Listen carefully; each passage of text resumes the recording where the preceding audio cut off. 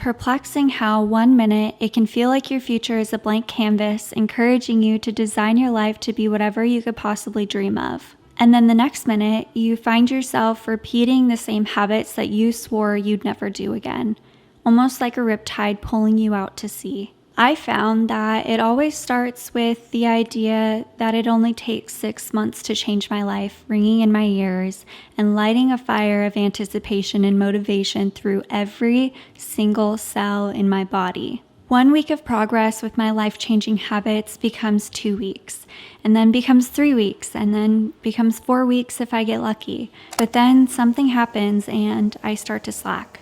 My motivation begins to dip. My energy drains and the fire gets smothered. 1 day off then turns into a week, then 2 weeks, and I start to feel my old life pulling me back in. And then the cycle repeats itself.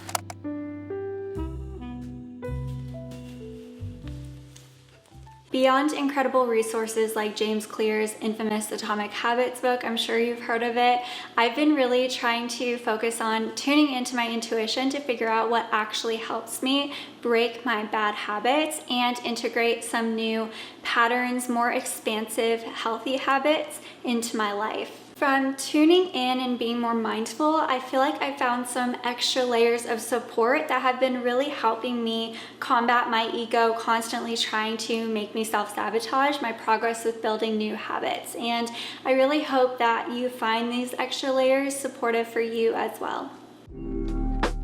Nature, humans, animals, the moon, everything goes through a cycle of expanding and contracting. There's giving and receiving, waning and waxing, inhaling and exhaling. Learning how to recognize and harness the different opportunities that each phase brings can really help to bring more balance into your life so that you feel more inclined to continue progressing with the habits that you want to integrate into your life. When you're in your expansion phase, you feel motivated and energized, and I found 2 things that really help me harness this beautiful, inspired energy. The first is intentionally taking action on things that scare me that are aligned to my desired lifestyle.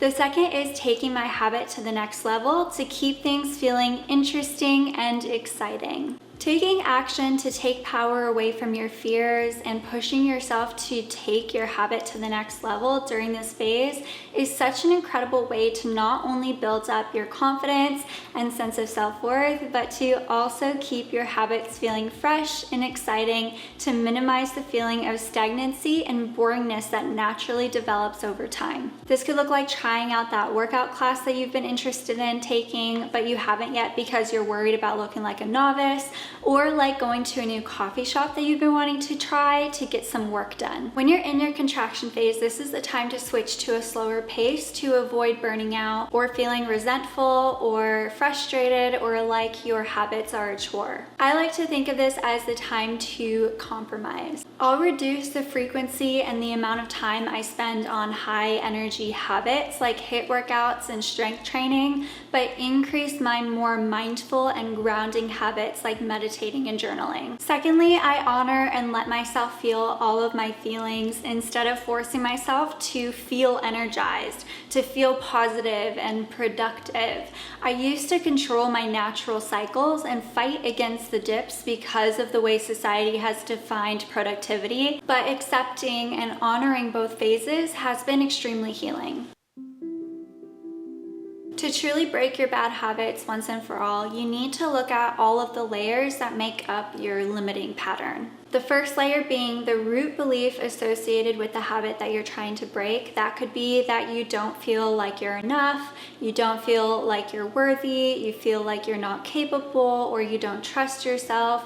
And those are just a couple of examples. The second layer being the memories and experiences that have reinforced that limiting belief. The third being is discovering what you need to receive in order to truly transform that root belief. 4, what are the triggers that are causing you to continue that loop? And 5, taking an honest look at what actions you can take to subconsciously and consciously change the loop that you find yourself in. To give you a clear example, a habit that I'm still actively trying to break and free myself from is my tendency to procrastinate my work, even though I'm highly motivated and in love with and excited about what I'm creating. So the root belief that I've discovered is attached to this habit is that I don't feel that I'm good enough. And the earliest memory that I was able to find when it comes to not feeling good enough about a career that I was really passionate about or really wanted for myself was when I was about 7 or 8, I believe. I wanted to be a singer and an actress so badly at that age, and I was really excited this particular day because I had discovered that I sounded like Hilary Duff when I was singing, or at least I thought that I did. And I was obsessed with the Lizzie McGuire movie, so I decided to show my mom and my sister me singing What Dreams Are Made Of. My sister was extremely supportive, bless her heart, but my mom flat out told me that I sounded nothing like Hilary Duff, which I didn't. But that experience created a deep wound for me. And when I look back at what little me needed in that moment, it was encouragement. And I needed to hear that just because I'm not a perfect singer yet doesn't mean that I can't improve my skill and still be able to go after my dream career and my passion. When I find myself procrastinating, I can be my source of encouragement because I know that's what I need. That's what my inner child needs in that moment. And I can reinforce the new empowering belief that I am good enough and that perfectionism is an illusion. Being able to recognize your triggers for your habits is huge for helping you get ahead of the loop so that you can consciously choose to do the opposite of what you typically do. So for this habit in particular, scrolling on social media is a big trigger for me. So I'm building the habit of not doing that. Lastly, tapping into my intuition, I found some action steps that really help me to avoid continuing to fall into this loop is leaving the apartment to get work done sometimes, at least once or twice a week. I found that I really enjoy working at coffee shops. I feel like I can just focus better when I'm surrounded by other people that are also working.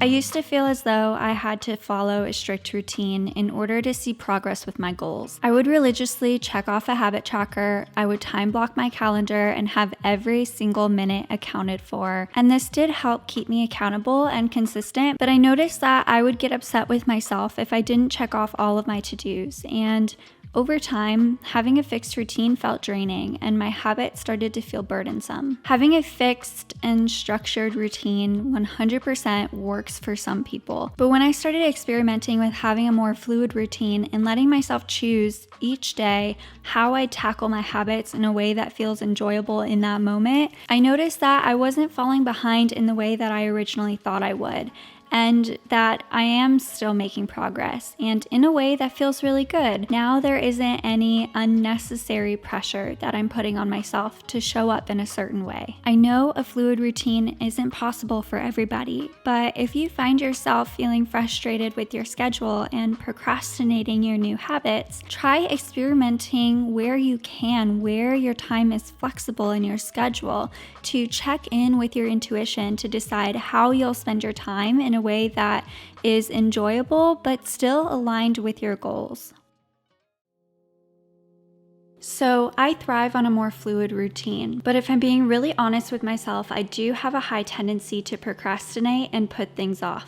Even the things I want to do and the things I know are going to get me one step closer to embodying my highest self. So to help myself discern between whether I need to actually pull back because I need to rest or that my lack of motivation is because of my ego telling me that I'm not good enough, I push myself to spend at least 5 minutes on each habit instead of 0. I've also found that the 5-second rule by Mel Robbins is really helpful for strengthening my self-discipline muscle and to help me follow through with this 5-minute rule that I've set for myself. And in case you haven't heard of it before, the 5-second rule is basically counting from 5 to 0, and on 0, you get up and you do the thing. No excuses, no questions asked. Sometimes all it takes is putting in that little initial investment of energy and self-discipline to recognize how the benefit of following through with the habit outweighs the reason behind not doing it. But then on the other hand, if your body or your mind is too tired and you actually do need a break, you'll know it because you at least tried to do it. I really wish I could remember where I heard this little tip, but it's stuck with me ever since. And it's that the initial ping and thought to take action is your intuition. The second thought that's trying to talk you out of taking action is your fear and ego.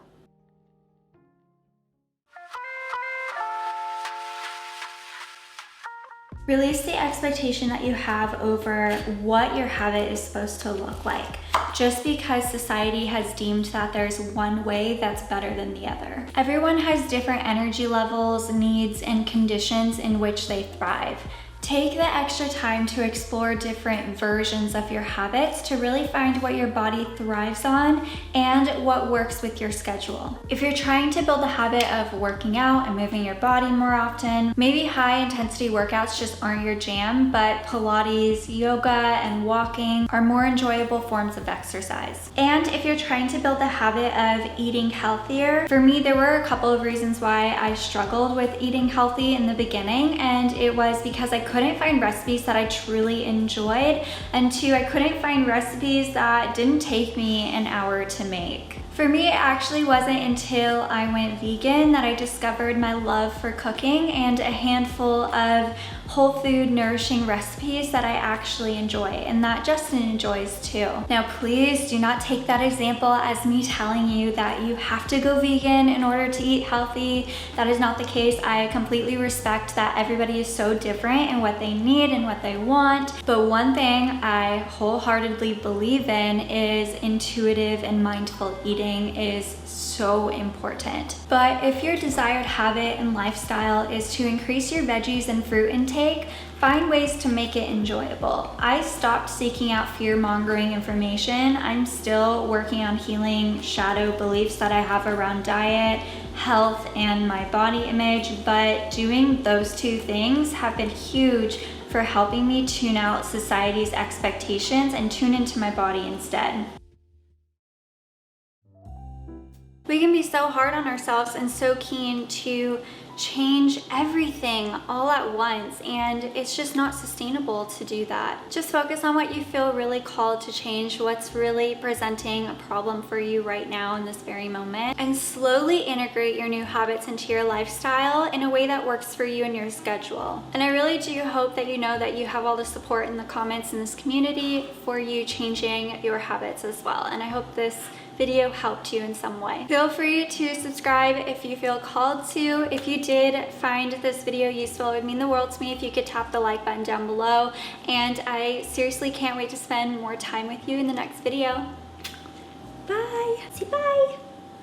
Wave. Bye, guys.